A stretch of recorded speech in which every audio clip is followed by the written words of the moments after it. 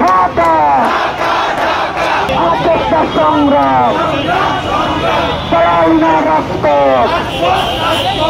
ভারত পাগল হয়ে গেছে আসলে।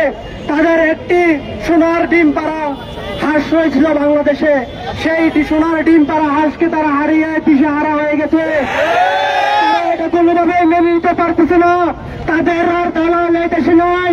তারা বাংলাদেশে মনে হয় যে একটা গভর্নর নিয়োগ করে রাখছিল শেখ হাসিনাকে, তারা একটা কর্মচারী নিয়োগ করে রেখেছিল, সেই কর্মচারী এখন নেই।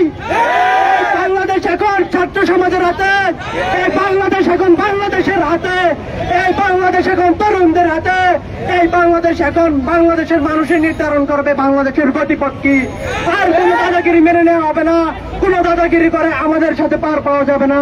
আমরা তো সেই জাতি যারা বাবু সাহেবের মতো বুক পেতে দিয়ে রক্ত দিয়ে আমরা আমাদের এই বাংলাদেশকে আবারও স্বাধীনতা এনে দিয়েছি।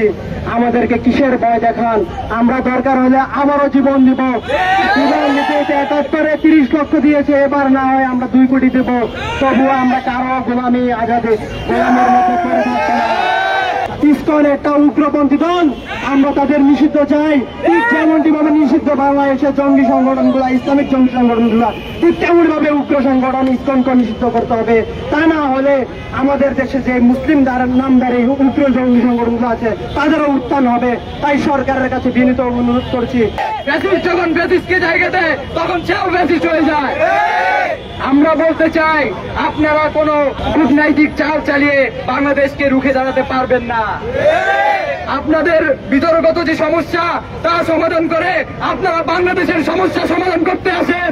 আপনারা দরকার হয় বাংলাদেশ থেকে শান্তি বাহিনী নিয়ে আপনাদের দেশের সমস্যা সমাধান করে। বাংলাদেশকে সমস্যা দেখাতে চান, বাংলাদেশ আপনাদের থেকে অনেক দিক থেকে এগিয়েছে। ভারতীয় আগ্রাসনের যে চরম সীমা, তারা আমাদের দূতাবাস আক্রমণ করেছে। তারা কি প্রমাণ করতে চাই?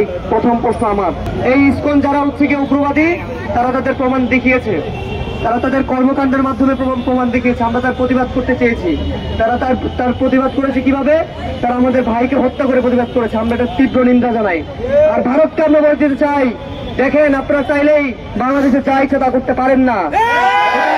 দেশটা আপনাদের বুঝতে হবে, আপনার প্রতিবেশী, আপনারা বাংলাদেশ কিনে নেন নাই, পারবেন না বাংলাদেশ কিনে নিতে। বাংলাদেশ তাদের স্বাধীনতার জন্য যুদ্ধ করেছে। আমরা প্রতিবাদী, আমরা সংগ্রামী বিপ্লবী রক্ত, আমাদেরকে কেউ জমায় রাখতে পারে না।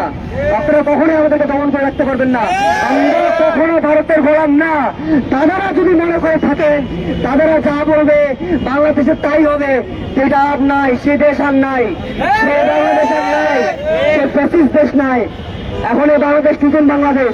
কোন ধরনের প্রতিবেশী রাষ্ট্রের কোন ধরনের ইন্ধনে বাংলাদেশে চলবে না। বাংলাদেশের মূল ধারায় চলবে। বাংলাদেশের ইনফ্লুয়েন্স, কোন দেশের ইনফ্লুয়েন্স বাংলাদেশে থাকবে না।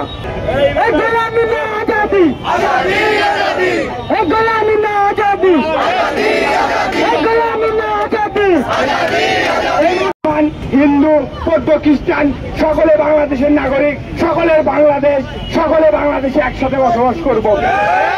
কোন জাতি ছোট বা কোন জাতি বড় সেটা বিবেচনা করব না।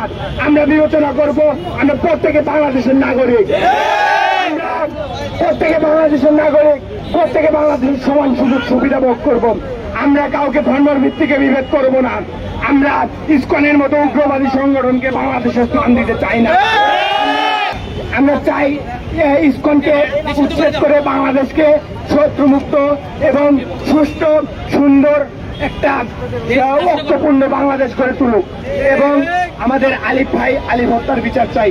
আমরা দেখেছি বেশিরভাগ সরকার থাকাকালীন, শেখ হাসিনা থাকাকালীন বিভিন্ন আলেমুল আমাদের হত্যা করা হয়েছে, ফাঁসি দেওয়া হয়েছে, সাময়িক কারাদণ্ড দেওয়া হয়েছে। কিন্তু পাকিস্তান, ইরাক, আফগানিস্তান, সৌদি আরব থেকে কি কখনো কোন রকম হস্তক্ষেপ করেছে? তাহলে আজ কেন চিন্ময়কে গ্রেপ্তার করার পরে ভারতে হস্তক্ষেপ করবে এবং কেন আলিফ ভাইয়ের মতো যে ভালো মানুষের হত্যাকাণ্ড হবে, এরকম একটা ভয়ানক কাণ্ড হবে? আমি ভারতকে এক কথায় উপস্থাপন করবো, পাথরের পাঠশালা বলে চলে। তারা হলো পাথরের পাঠশালা। তারা আগে নিজে মানুষ হোক, তারপর যেন বহির্বিশ্বে এসে মানুষকে সাম্প্রতিক সম্প্রতি শেখাতে আসে। আর তারা সেই জাতির সঙ্গে লেগেছে যে জাতি শাহাদাত বরণের জন্য স্বপ্ন দেখে। তারা সেই জাতির সঙ্গে লেগেছেন, আমি ইসলামের বিরুদ্ধে আমি ইসলামের লক্ষ্য করে আরেকটা কথা বলতে চাই, যদি ময়দান নামতে হয়, আজকে ময়দান নামে আল্লাহ বলতে হয়, তাহলে যে পর্যন্ত শাহাদাত বরণ না করবো সেই পর্যন্ত থেকে একটু ধরে ধরে জাহান্নামে পাঠাবো ইনশাআল্লাহ। ঠিকানা ঠিকানা